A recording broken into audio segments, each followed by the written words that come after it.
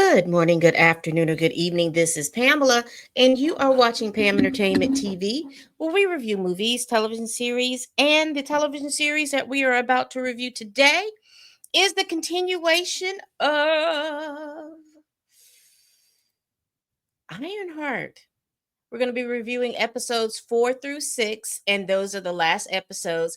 This was a television series that was designed to last for 6 episodes. And if you watch my video from last week, you know that I had talked about that, they dropped the first through the third episodes.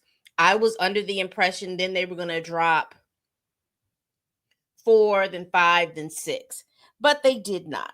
And I suspect a reasoning for that, and I will definitely get into that.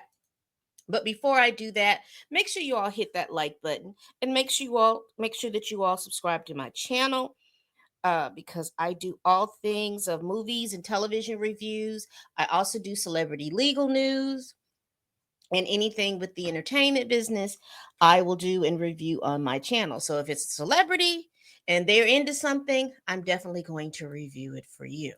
All right, so let's get into Ironheart here because I have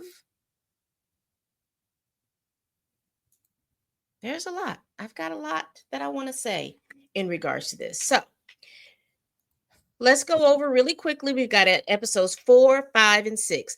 Episode 4 is entitled Bad Magic. Episode 5 is Karma's a Glitch. And episode 6 is The Past is the Past. So let's talk about this. Now, as I reviewed episode 1 through 3, I told you that I was interested to see how Riri's character would how they would build upon her character. And I will tell you,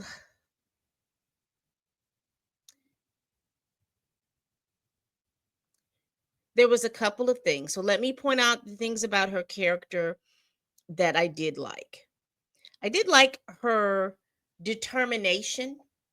She was, whenever she set her mind to it, she was determined to do it. I can tell you what I don't like. I did not like the fact that, as far as the way they wrote her and the way the plot went around, she's the most confusing young lady that I've ever seen in my life. And here's what I mean.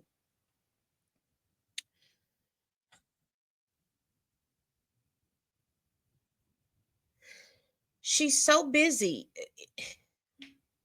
Okay, you remember when I reviewed on episodes 1 through 3 how I couldn't understand how she had such this dogged determination to complete this iron suit, right?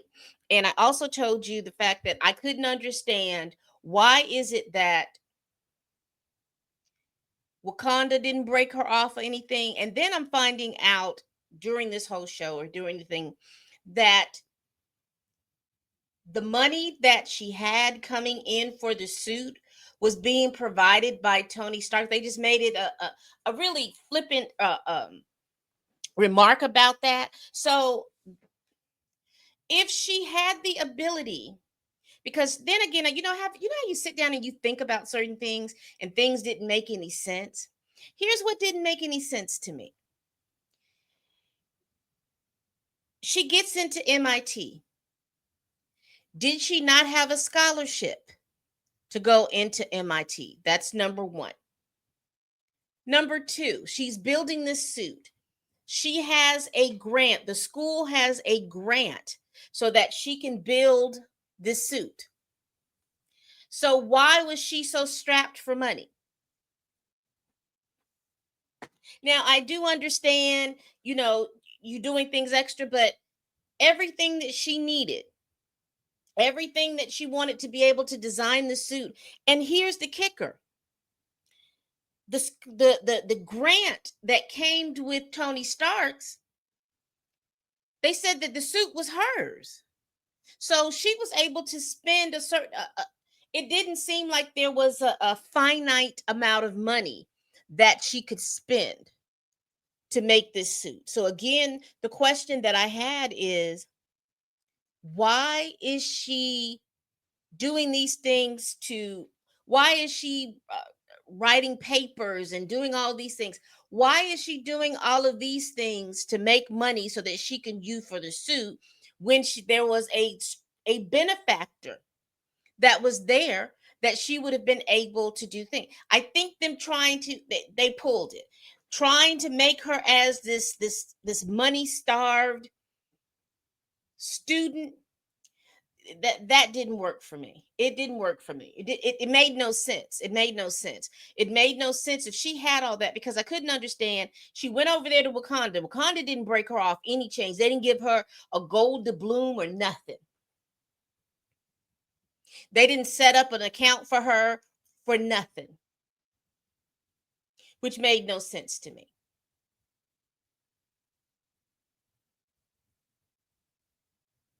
And for me, that's why the plot seemed kind of silly to me, because it would have made more sense that if the grant was that she was going to be able to build her suit, and then they turned around and told her, hey, once you're gone from MIT, you can't have the suit. And then she goes back to Chicago and she has to build a suit from scratch. But her blowing stuff up in the lab wasn't the reason why she was expelled. She was expelled because Chat GPT found out that she was writing papers for people. Well, I don't even know if Chat GPT found it out. They just found out that she had been writing papers for other people. And then that's like she's caught up in this plagiarism. It made no sense. It made no sense. But anyway, she got back to Chicago. She's there. It appears.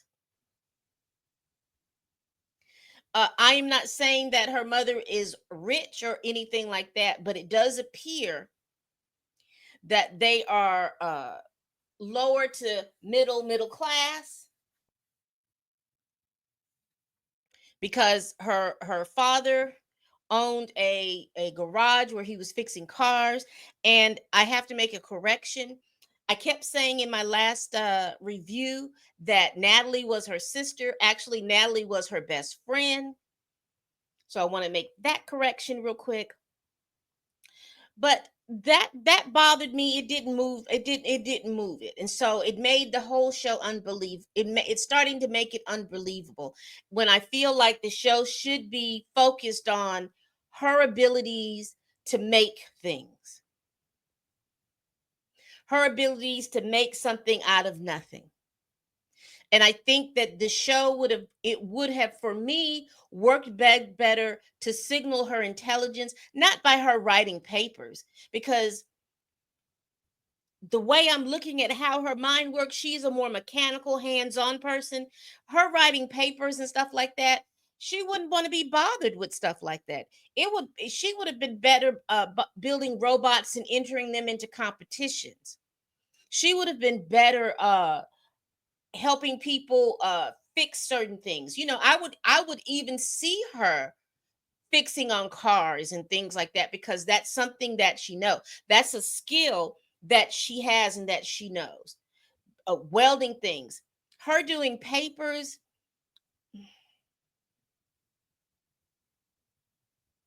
And I hate to see black characters. I want to be careful on how I say this. I hate to see black characters being written to try to fit into some she's a get a girl, sister girl trope, when that is not the case. All black folks don't come from the hood. And I think the fact that there are mainstream biases about black folks, that's all they know.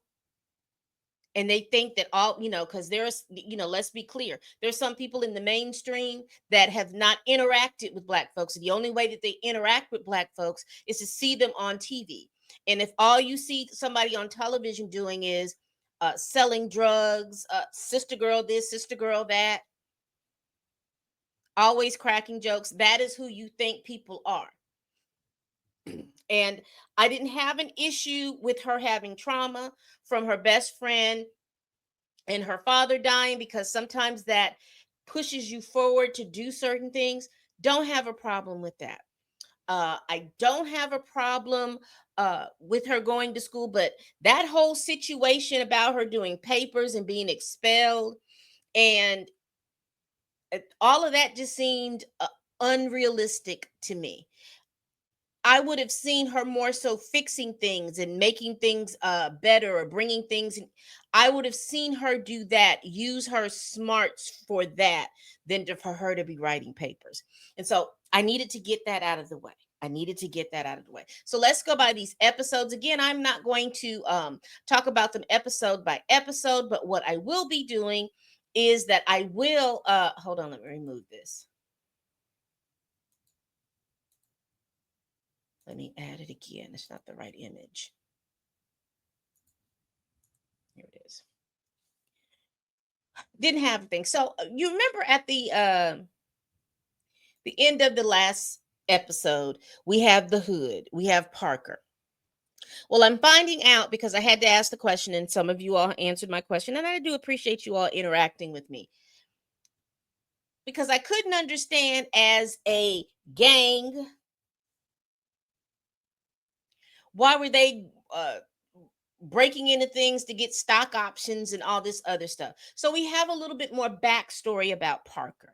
And the backstory about Parker is this: that his father is a big tech guy, big CEO of companies and all this other stuff. Something, his mother passed away, and his father was supposed to raise him. He had gotten into some trouble, and when he was 12 years old, his father put him out of the house. So Parker is doing all of this in a vendetta against his father. Now he comes across the person who gives him the hood, and we find out later at the end of at the end of the episode 6, that it was Mephisto. So let me go back. Parker finds out. So that's the backstory about Parker. And at the end of episode 3, Parker finds out that Riri was the person that had helped prune John from the timeline.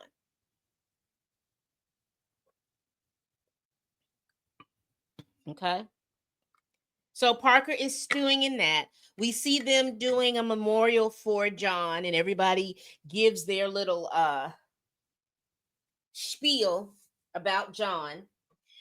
We also find out that during the heist, uh, they find the flesh and the pin, the laser at the site, and for somehow, some way, they trace it back to Ezekiel Stain, which made no sense to me, because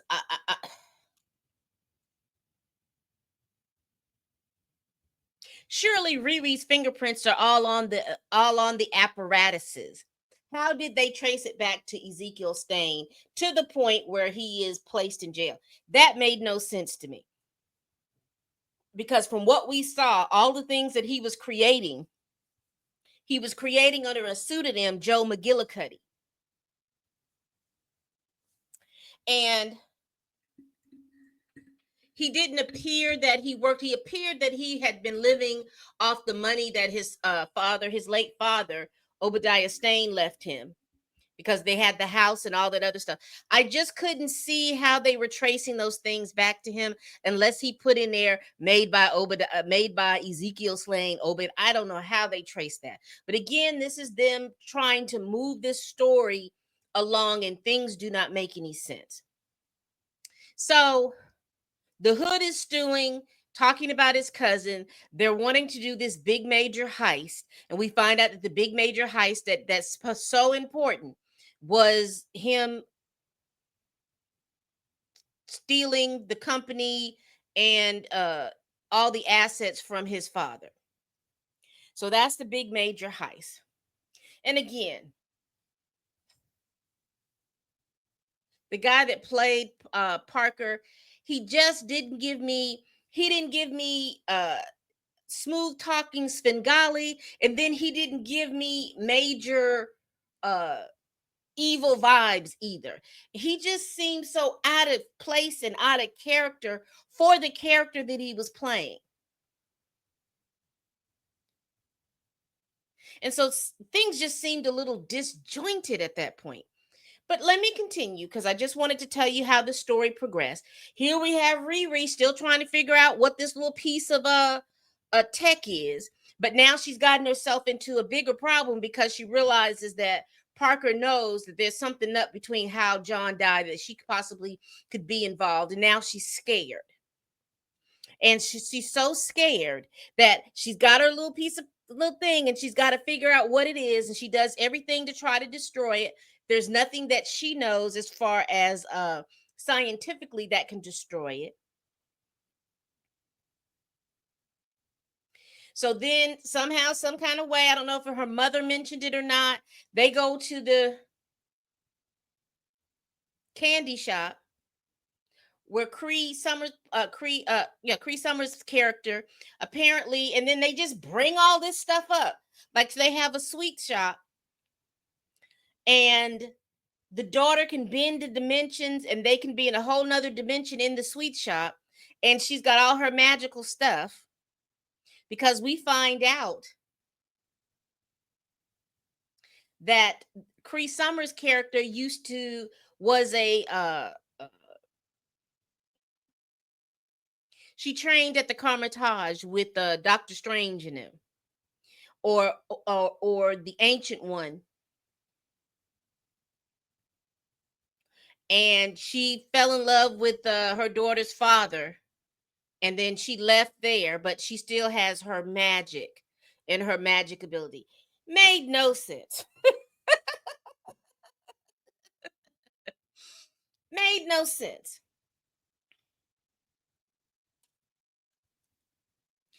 I think that they would have done better by tying her into Agatha.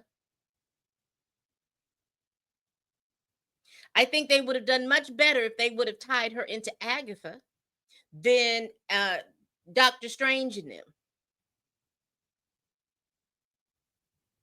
I think that they would have done better by tying her into Miss Marvel's people. You know how their folks was the Jinn. I think that they would have done better by tying her into something like that. But they just like threw it in there like, oh, I trained at the Carmitage and I know how to do the little magic. And let's look at this stuff. And they're in there doing their little scientific stuff. Oh, this is the natural world. It's old. It's this, it's that, it's a whole bunch of stuff.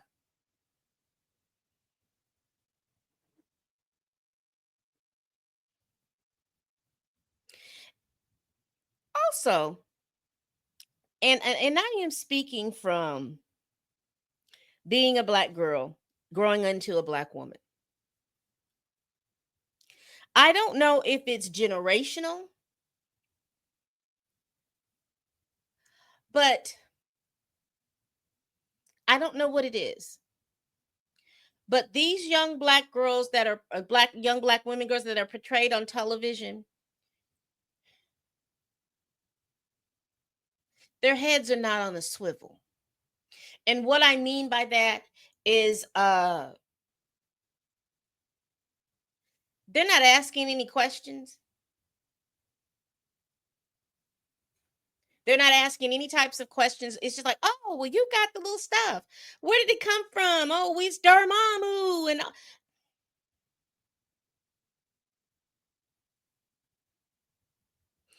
I'll come back to that because that wasn't the perfect example about what I mean. But let me just continue. They're going in there, they're just throwing names out.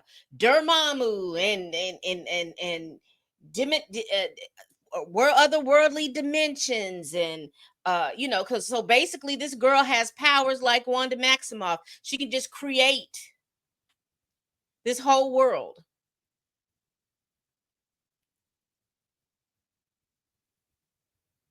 Doesn't make it didn't make any sense. It would have done to me, it would have been better if she just would have been, if her mother was a witch, but her mother didn't teach her a whole bunch of stuff, and she went to the Carmitage and something happened that she had to come back home. And it's too ham-fisted for me. You just throwing all this stuff out, thinking people are gonna be like, "Ooh, MCU, ooh, MCU." You're just throwing all these terms out: Dormammu, dimensions, Carmitage, you know, And even pulling in on the little trope of we're witches. And so they're in a sweet shop. What is it about witches and sweets? That's the same thing with Harry Potter. Them when you see them have their big feast, everything is about sugar. Does sugar activate the magic gene in you so you can, so that you can do magic? Just craziness. So the big heist is supposed to be him robbing his father.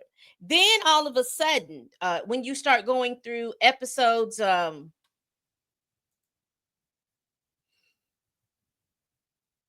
5, and 6, and everything like that, this is supposed to be the big heist. He starts telling his crew, and I'm talking about Parker, that Riri was the one that killed John, and we need to get to John. We need to get to Riri. So everybody is the whole gang is working on trying to get Riri.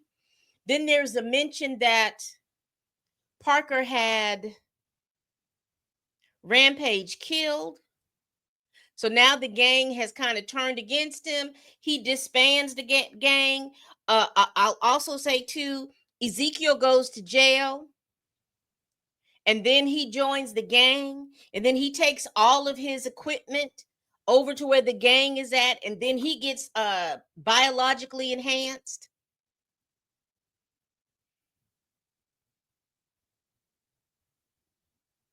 Just too much stuff going on, and this is supposed to be the arcs of this villainy,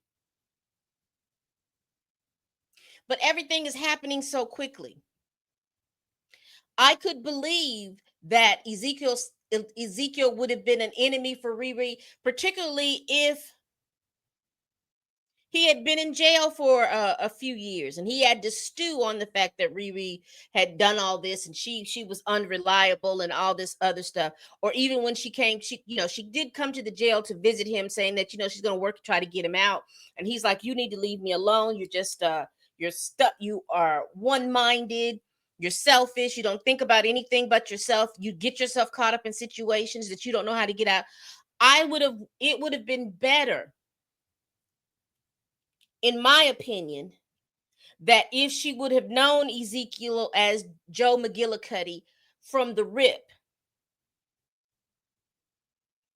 that they would have gone to MIT together, or they would have gone to some kind of a technical high school over there in Chicago, something to the point where they would have had a relationship, or known each other. He was somebody that she can turn to. She was somebody that he can turn to. And then because she had the little flesh thing, and it would have been different that she had asked to borrow it and he told her no, because you're not responsible about doing stuff, and then she would have taken it anyway. It would have been discovered, and then he would have been put in jail because maybe his fingerprints was the last fingerprints on it, or on something. And then he goes to jail, and then while he's in jail he gets beat up or something, to the point where he believes that Riri was the problem in the first place. See, something like that would have been a better plot, other than the fact that I told you not to get caught with it. That was just silliness. It would have been better to know that, oh, she double crossed me because I told her that she couldn't have it, and then she took it anyway because she's selfish. And you've seen her be selfish with other people, but you didn't expect for her to be selfish with you. Better plot. Parker, it would have been like I said, for Parker and Riri to cross paths like they processed, because cousin John was the one that gave her a card or something like that. It would have been better if they would have crossed paths earlier. I don't know how old Parker is in relation to Riri. I don't know. They seemed or appeared to be around the same age, or maybe he was a little bit older. But if they had gone to the same again, technical prep elementary school or something like that, and she would have crossed paths with him then, just it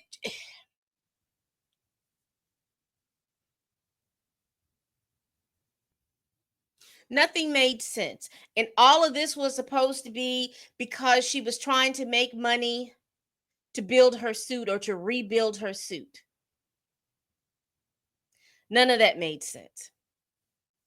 She had Shuri's number, or she could figure out how to get to Shuri. She could have called Homegirl to break her off a little bit of change. I'm just saying. But again, the Hood is making this big heist. He sends his minions out to go prune Riri from the timeline. That doesn't work out. Ezekiel Stain has gotten his bionic enhancements. He's trying to prune her, but he just can't do that. He just takes her face plate and he gives it to the Hood and says, AKA Parker, and says, "Hey, it's done." But one of the crew members knows that he didn't do it, but she's still stewing over the fact. What is her name? She's still crazy. She's the bomb girl, the girl who make all the bombs. She's still stewing on the fact that she is completely stewing on the fact that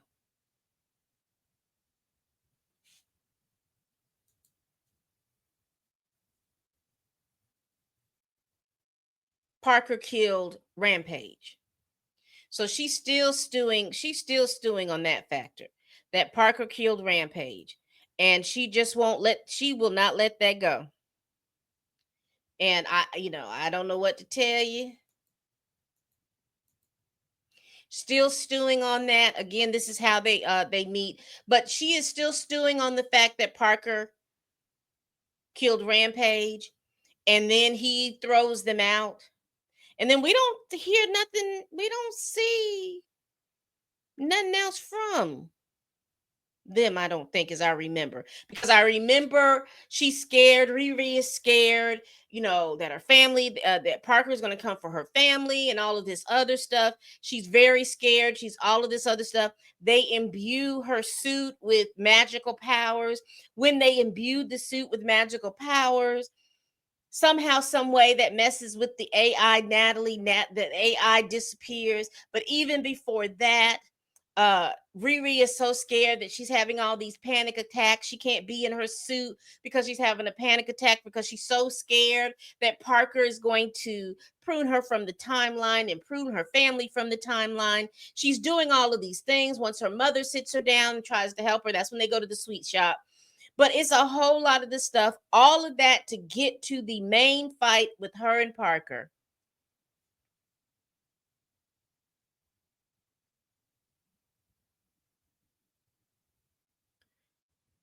And how anticlimactic that was. She bests him. She takes his hood. He just crumples in a pile. Then she goes downstairs. She meets Mephisto.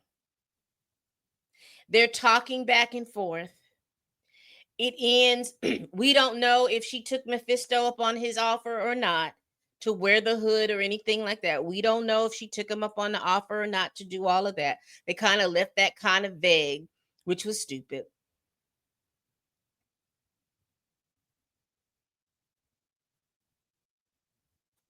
They had a post-credit scene, anticlimactic. And that's the end of the show. So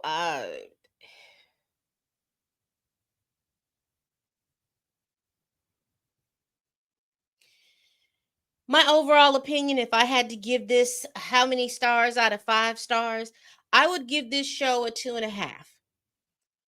I'm giving it a 2.5 because I think that the plot that they worked out from each episode to each episode didn't make much sense. It didn't make any sense. Even it didn't make any sense. And I know nothing about Ironheart in the comics. I don't know nothing about this girl. But what I find from what they have pulled together from this story, I don't like it. And I'm not saying it to be negative or anything, because there's some I like Riri's character. I just think the people who wrote for the television series,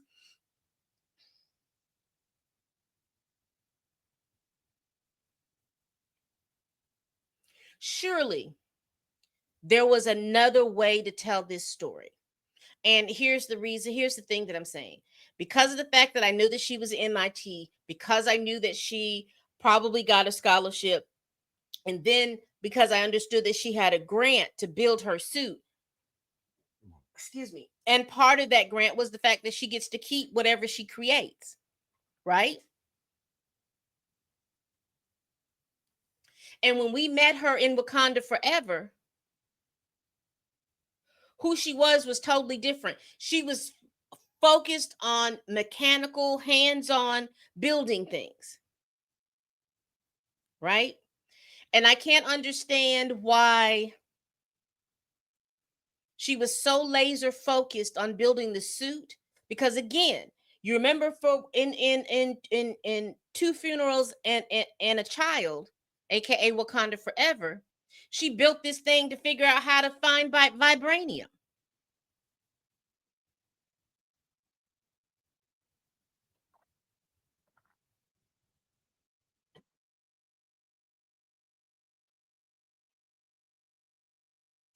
This is what I'm talking about. She's doing that kind of work. And you mean to tell me that a young lady who is as resourceful as that, building things like that,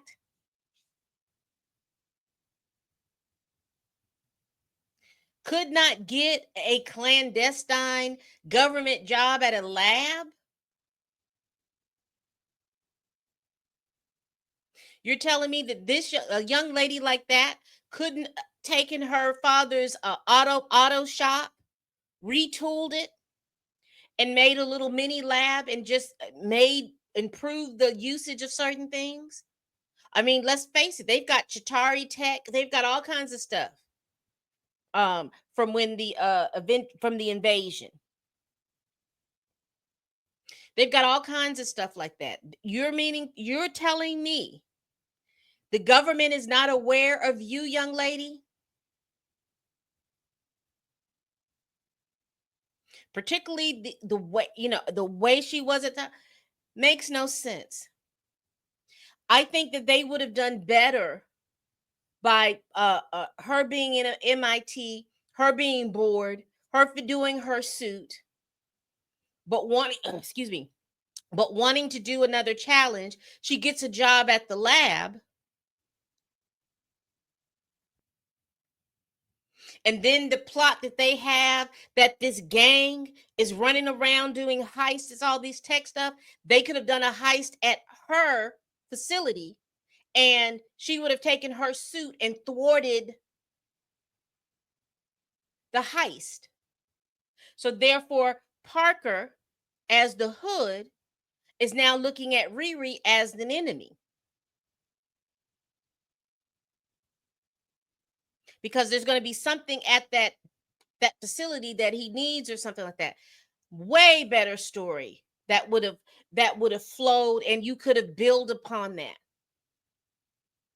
instead of it being so disjointed as it was.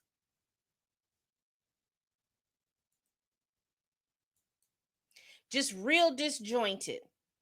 I did appreciate the grief and the trauma, but there was no treatment for that. It just kind of just let it go. I didn't like that. There was no treatment for that. Again, I'll give this series a 2.5 stars. Like I said, I did not like the fact that they broke it down for 3 episodes this week, 3 episodes next week, and then it's gone. That lets me know that, they when this whole thing was created, there was no thought behind the push. And then by the time that you got the the script and all this stuff and went, I don't know. It seemed a little disjointed to me. You had great characters. I don't even understand. Mephisto, it didn't have any reason to be in that show other than the fact that the MCU was trying to find some way to get Mephisto in there. It didn't make any sense to me why the magical girls was in there. And I'm going because they were just no they were just there just to be able to say Mephisto. And so I guess New Rockstars is happy. Eric from New Rockstars is happy because Mephisto showed up. And I don't even think he was reviewing the show. And his favorite character showed up. But getting back to the magical girl. At the end of the series, you see that Parker has been dethrone as the Hood. So he comes into the magical shop to get assistance. And this is where I'm like, why does this girl not have her head on a swivel?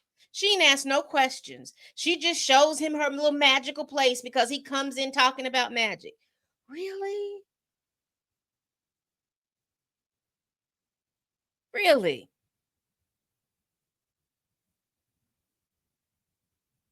And then it kind of goes off. We're left in this little because we know that there is not going to be a any more episodes unless she is truly, unless that she is going to be in an episode with somebody else. I don't think that there's going to be anything with the Ironheart. I don't think that the episodes that we saw was the best usage of this character. And that's sad to me because I think that they could have had better uses of these characters. Ezekiel Stain, wasted character. Him being imbued with the bionics and all the other stuff would have been great. You had that one character who said that they were from Magdapur, and we know that that's a big place for tech and villainy. There's no reason in the world why Ezekiel Stain wasn't there. And he would have been imbued with these things while he was there. Because again, he would have had the money because his father was Obadiah Stane.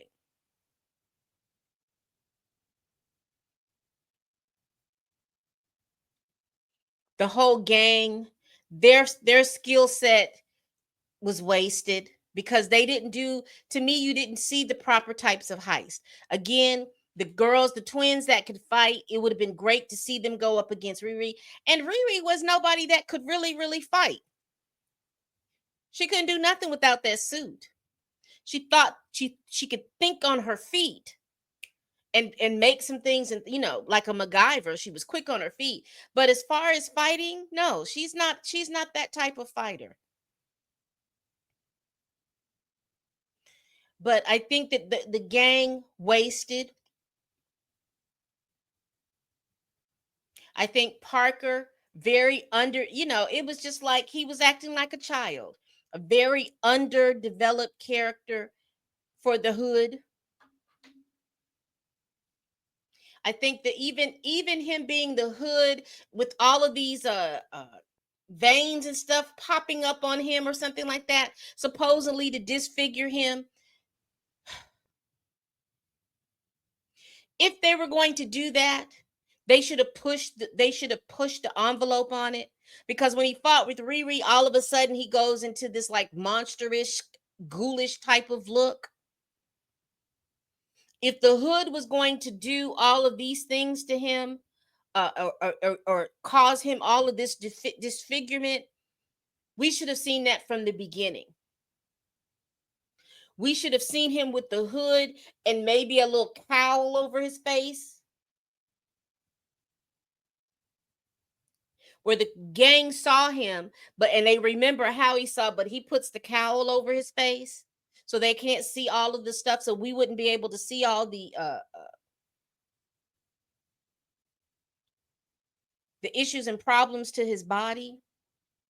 So again, I give this show 2.5 stars out of 5. I do believe the this was a very ham-fisted show. They put it together so quickly. Uh, don't understand or know why they put it together so quickly, and that's not my issue or problem to try to figure out. You can definitely tell that they put it together so quickly. They were just trying to string all of the characters that people had been talking about, Mephisto and the Hood, and I mean, not everyone was talking about Dormammu. They were just putting, what was the man's name? You remember when Doctor Strange, that first Doctor Strange, uh the guy that played in 12 Years a Slave, he was playing the sorcerer that was disillusioned. They would have done better by stringing that particular plot on and having Cree Summers' character, that will be the person that Cree Summers' character had the baby for.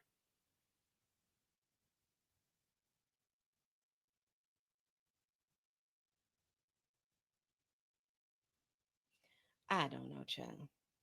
I don't know. It just everything, but again, everything just didn't. That's it, y'all. That's all I got. I've been on here longer than I wanted to be on here talking about this Ironheart episode 4 through 5, 4 through 6. Again, I didn't go over it to tell the plot. It's binge worthy. It's bingeable. I don't know if it's binge worthy, but it is bingeable, meaning you could sit from episode 1 to episode 6 and push it on out the way and come back and let me know how you felt about the show. All right, people, we do this every week. Please like, comment, and subscribe. Please share this video if you care. Y'all tell me what y'all thought about Ironheart, the series. Don't know about it. I hear that the Wakanda is getting a series and it's in animated form. So I guess I'll look that up and see what's going on with that. But if it's anything like Ironheart, please tell a friend, tell a kin, tell a coworker, tell that heifer that you can't stand that I'm over here making these videos. Bye bye.